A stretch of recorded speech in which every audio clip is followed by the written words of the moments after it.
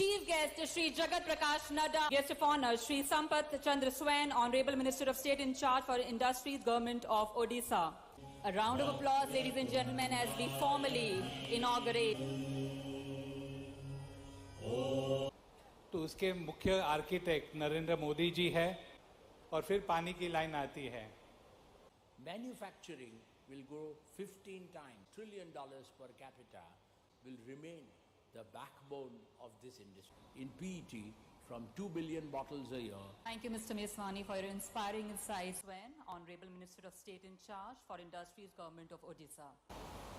India Chem 2024 के इस बहुउद्देशीय और बहुत उपयोगी कार्यक्रम में मंच पर उपस्थित सभी माननीय अधिकारीगण और आप सब, बदलते दौर में खासकर आज के समय में जिस प्रकार का यह समय चल रहा है और यशस्वी प्रधानमंत्री के नेतृत्व में भारत ने बहुउद्देशीय एक तरह से योजना भी बनाई है और काम भी कर चालू किए हैं.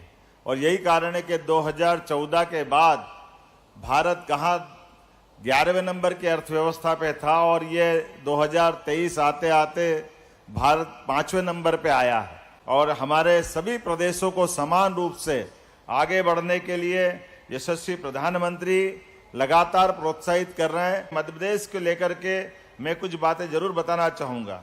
मध्य प्रदेश में आज हमारे अपने बीना में पेट्रोकेमिकल्स की परियोजना 50,000 करोड़ की से अधिक की लागत का हमारे यशस्वी प्रधानमंत्री ने भूमि पूजन किया है और इस पे हमने काम चालू किया है. साथ ही साथ गेल इंडिया प्राइवेट लिमिटेड का वृहत पेट्रोकेमिकल्स ये परियोजना एक और मंजूर होने जा रही है. मुझे इस बात का गर्व है कि लगभग 60,000 करोड़ से ज्यादा की ये परियोजना भी हमारे अब आखिरी चरण में पहुंची है. पीथमपुर में देश में सबसे पहले सेज को स्थापित करने के लिए जहां 40 से ज्यादा फार्मा इकाइयां अपना काम कर रही है.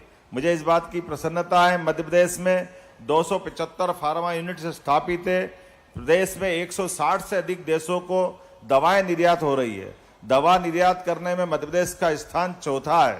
फार्मा एक्सपोर्ट में 8 गुना बढ़ोतरी हुई है.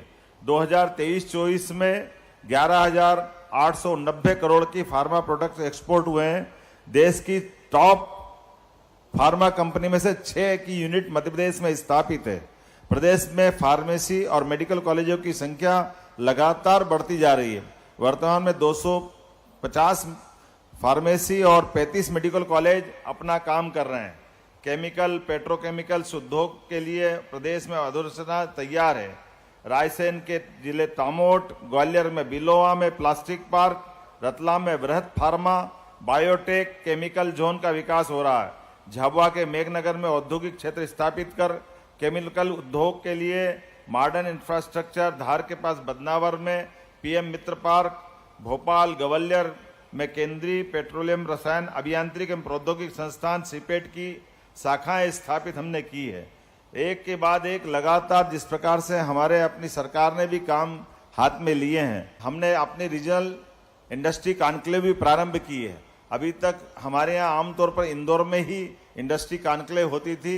अब उज्जैन, जबलपुर, ग्वालियर, सागर, इसी माह रीवा, सिंगरौली सभी रीजनल क्षेत्र में इंडस्ट्री कॉन्क्लेव करते हुए हमने कोशिश की कि क्षेत्रीय उद्योगों के आधार पर सभी प्रकार की संभावना का द्वार मध्य प्रदेश में है. अपनी निवेश के लिए खासकर इस सेक्टर में भी आकर्षक फार्मा पॉलिसी बनाने जा रही है. मैं एक बार फिर इस पूरे आयोजन के लिए आपको बधाई देता हूं और उम्मीद करता हूं यशस्वी प्रधानमंत्री के नेतृत्व में जैसे जैसे समय आगे बढ़ेगा मैं उम्मीद करूंगा गुजरात और उड़ीसा के साथ साथ मध्य प्रदेश भी कदम से कदम मिला करके नए रिकॉर्ड बनाएगा. बहुत बहुत धन्यवाद. भारत माता की जय. Kindly come together. Can we have a round of applause on the official release of the knowledge paper being prepared by FICCI and Ernst & Young LLP?